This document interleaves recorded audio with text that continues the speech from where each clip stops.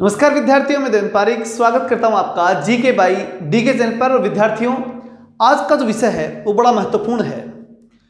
इस विषय की महत्ता इसलिए बढ़ जाती है कि हमें इसमें आज ये मालूम पड़ेगा कि ऐसे कौन से टॉपिक हैं जिन टॉपिकों में से निश्चित रूप से प्रश्न आएंगे, और साथ ही उन टॉपिकों की भी जानकारी मिल जाएगी जिन टॉपिकों के अंदर कम मेहनत में ज़्यादा क्वेश्चन हम सही कर सकते हैं।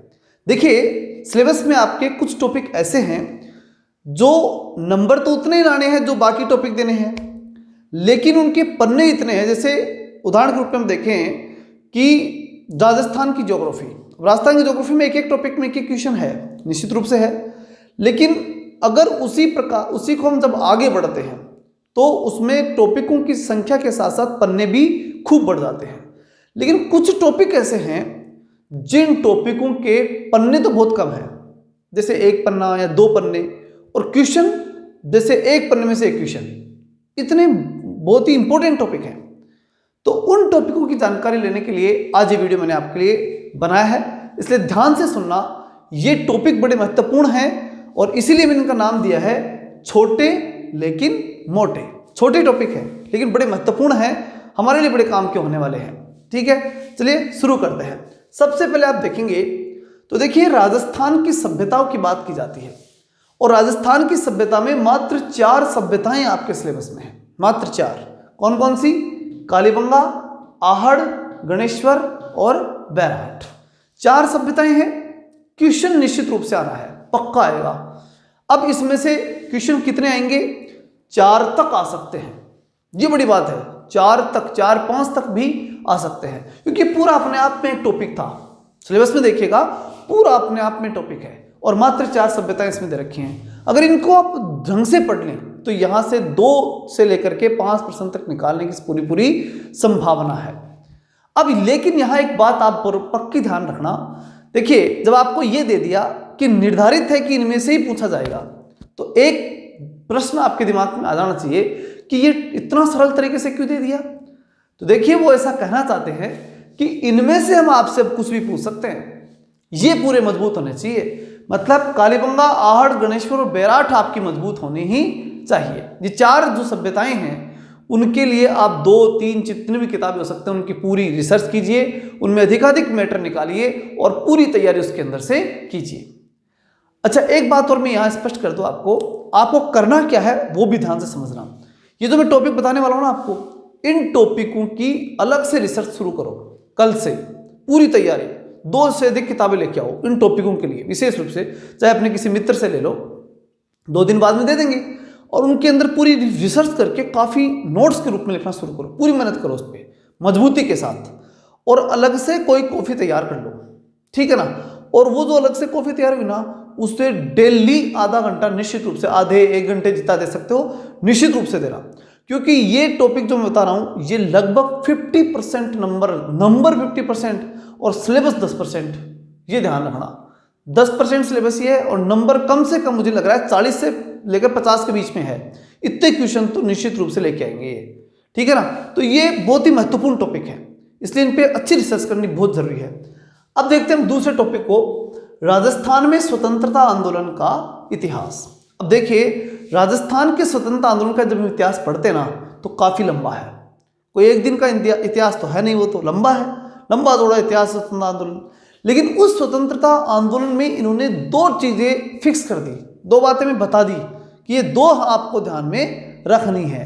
ठीक, कौन सी? प्रजामंडल, जनजातीय आंदोलन और किसान आंदोलन। ये विशेष रूप से 3 बताया, प्रेजेंट मूवमेंट उसमें बताया है, तो वो किसान आंदोलन से संबंधित विषय है। तो ये 3 चीजें इसके अंतर्गत आएंगी। अब इन 3 पे पूरी कमांड करो। यहां से 3 प्रश्न पक्के हैं, इसका ही पूछेगा, इसका भी, 4 भी हो सकते हैं, 5 भी हो सकते हैं, क्योंकि अपने आप में पूरा टॉपिक है। और टॉपिक जब पूरा होता है ना तो उसमें 5% तक की संभावनाएं छुपी हुई रहती हैं, ये मान के चलिए आप, ठीक है ना। हालांकि एक टॉपिक में एक क्वेश्चन की अवधारणा है, आरपीएससी देखती है कि एक टॉपिक में से एक क्वेश्चन चला जाए, लेकिन फिर भी कई बार क्या होता है कि प्रश्न की महत्ता को देखते हुए कई बार एक ही जो मुख्य टॉपिक दिया है उसमें से ही प्रश्न कई पूछ लिए जाते हैं। ये जरूर इसमें एक विशेषता होती है। अगला देखते हैं हम राजस्थान का एकीकरण। अब देखो, राजस्थान के एकीकरण के 1 या 2 पन्ने होते हैं मुश्किल से, ठीक है ना। लेकिन इसमें से अब ये तय हो गया ना कि उसमें सीधी लाइन लिखी हुई कि राजस्थान का एकीकरण तो पक्का प्रश्न आएगा, और 2 पन्ने दे दे और ये कह दे कि 1 प्रश्न पक्का आएगा, तो वो भी नहीं रट सकते क्या? वो तो हम अच्छी तैयार कर सकते हैं। तो ये चीज बड़ी महत्वपूर्ण है। इसमें प्रश्न गलत भी होते हैं क्योंकि कन्फ्यूजन होता है, खूब गलत होते हैं प्रश्न स्टूडेंट्स के। अब वो चीज आपको दूर करनी है कि वो गलत नहीं होनी चाहिए, उनमें मजबूती आनी चाहिए आपके, ये चीज तय करो आप। अगली चीज, राज्यपाल का कार्यकाल। अच्छा, यहां एक बात समझना, कार्यालय, ठीक है, ऑफिस ऑफ गवर्नर। एक नीचे इसके बाद में बता रहा हूं मैं, आपके राजस्थान के एकीकरण लिखा हुआ ना, उसके बाद सिलेबस में आएगा एक पूरा पैराग्राफ दे रखा है। सिलेबस तो आपके पास होगा, और नहीं है तो डाउनलोड कर लेना। वो जो पूरा पैराग्राफ है ना, उसकी बात कर रहा हूं मैं। कहां से स्टार्ट होगा वो? ऑफिस ऑफ गवर्नर से स्टार्ट होता है और राजस्थान में पंचायती राज तक जाता है। वो पूरा का पूरा एक पैराग्राफ है। इस पैराग्राफ के पूरे को अगर आप कहीं से भी मैटर बनाएंगे ना इसका, या किसी गाइड से लेंगे, कहीं से भी लेंगे, 5 से 10 पन्ने बनने वाले हैं। इससे ज़्यादा पन्ने नहीं है इसके, 10-15 लास्ट से लास्ट है। और इसमें से कम 5 से 7 प्रश्न इसमें से आपको पूछे जाएंगे। अब एक बात, आपको दे दिए 10 पन्ने और कह दिए कि 5 जो है क्वेश्चन आने हैं, तो वो तो हम निश्चित रूप से तैयार कर सकते हैं ना, तो वो तो करने ही हैं, इनको तो आपको करना ही है, ये निश्चित कर लेना आप। अगली चीज, 1919-1935 का भारत शासन अधिनियम। ये जो बता रहा हूँ मैं भारतीय संविधान में से बता रहा हूँ। भारतीय संविधान के और भी टॉपिक हैं, लेकिन ये टॉपिक वो हैं जिनमें से प्रश्न पक्के पूछे ही जाएंगे, और वो किताबें बता दूंगा, जहाँ से पढ़ लेना, वहाँ के बाहर नहीं जाएंगे। देखिए, 1919-1935 का भारत शासन अधिनियम। वैसे तो आपने बीए सेकेंडरी की पॉलिटिकल साइंस की किताब अगर मिल जाए तो वहाँ से ले लेना, वो तो है विस्तार में। और वो भी नहीं पढ़े ना तो ल्यूसेंट की किताब आती है, ल्यूसेंट जो नीली वाली, खूब पढ़ी होगी कंपटीशन के अंदर आपने, उस किताब में से ये 1919 और 1935 के मात्र 2 ही पन्ने दे रखे हैं। इन दोनों को पूरी तरह से ज़बानी याद कर लो, और उसके बाद जितने भी ऑब्जेक्टिव किताबें ना, उनमें से ज़्यादा ऑब्जेक्टिव क्वेश्चन निकालो। क्यों? क्योंकि 1% तो पक्का आना है, ये फिक्स है। बहुत ही छोटा टॉपिक है 1919-1935 का, 1 पन्ने 2 पन्ने का ही है, लेकिन क्वेश्चन पक्का आएगा, निश्चित आएगा। दूसरी बात, गांधी जी के राष्ट्रीय आंदोलन में गांधी का योगदान, पक्का प्रश्न आना है, कहीं नहीं जाने का। 1% पक्का है। 1915 के अंदर गांधी जी भारत आए थे, तब से लेकर के 47 तक के घटनाक्रम को आपको ध्यान से समझना है। गांधी जी ने किस समय क्या किया, सन जो पूरी सन है ना, वो तो पूरी ध्यान रखना, और घटनाक्रम में कोई व्यक्ति उनके साथ था तो उसके संबंध में, और उस प्रकार की घटनाक्रम पूरी तैयार करनी है। ये इसमें से प्रश्न 1 भी आ सकता है और 2 भी आ सकते हैं, लेकिन निश्चित आएंगे, तो वहां पर वो चीज आपको तैयार करनी है। फिर मौलिक अधिकार। मौलिक अधिकार एक मुश्किल से 2 पन्ने का है, काफी कंपटीशन में खूब पढ़ा होगा, एक बार ढंग से पढ़ लीजिए उसको, और उसमें से आप आराम से क्वेश्चन सही कर सकते हैं। वही ल्यूसेंट की किताब उसमें दे रखा है, बहुत शानदार है, कोई बाहर जाने की जरूरत नहीं है, उसको ढंग से तैयार कर लो, उसके बाद प्रश्न नहीं जाना। नीति तत्व है, वो भी आप वहां से तैयार कीजिए।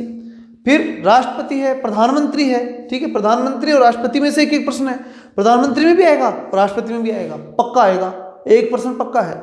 तो इन दोनों में से एक प्रश्न आने हैं, और वही बता रहा हूं, बहुत ज्यादा दूर जाने की जरूरत ही नहीं है, वही किताब पर्याप्त है। उसके जो आर्टिकल्स दे रखे हैं वो खूब हैं, उसके अंदर जो दे रखा है मैटर वो पर्याप्त है। इसके साथ साथ इसमें एक चीज जरूर ध्यान रखना, आप राष्ट्रपति जो ना आज तक कितने हुए, कब हुए, इसको थोड़ा सा देख लेना। प्रधानमंत्री में भी यही चीज है, कब हुए, ठीक है, ऐसे प्रश्न आजकल पूछते हैं, तो इन चीजों को थोड़ा सा गहराई से देखते हुए चलना और पूरी डिटेल से देखिए। और साथ ही ऑब्जेक्टिव, एसएससी के एग्जाम्स में खूब क्वेश्चन आते हैं ऑब्जेक्टिव, वहां से आप क्वेश्चन ले सकते हैं। विभिन्न जो आरपीसी के एग्जाम्स उनमें क्वेश्चन आए हुए हैं, उनको ले सकते हैं, लेकिन इन टॉपिकों के वो क्वेश्चन तो बिल्कुल भी आपको नहीं छोड़ने हैं। तो ये वो टॉपिक है विद्यार्थियों, जिन टॉपिकों को आपको हमेशा तैयार रखना चाहिए। नींद में भी पूछ लेना इन प्रश्नों में से, तो क्योंकि ये तो आने हैं, ये तो फिक्स आने हैं, इनमें से तो कहने का मतलब ऐसा नहीं है कि बहुत ज्यादा मैटर है, ये बहुत छोटा मैटर है, लेकिन प्रश्न खूब आएंगे इनमें से, जज के प्रश्न आने वाले हैं इनमें से। ये शॉर्ट सिलेबस बता दिया मैंने आपको, एक छोटा सिलेबस। इस छोटे से सिलेबस के माध्यम से आप बहुत लोगों को बहुत पीछे छोड़ के बहुत आगे निकल जाओगे एक बार के लिए। फिर जो हार्ड टॉपिक है उनको बाद में तैयार कर लेना चाहिए, लेकिन इतने तो कंफर्म करके आपको तैयार रखने ही हैं। चलिए नेक्स्ट रिसर्च के साथ फिर से मिलूंगा, तब तक के लिए जय हिंद जय भारत।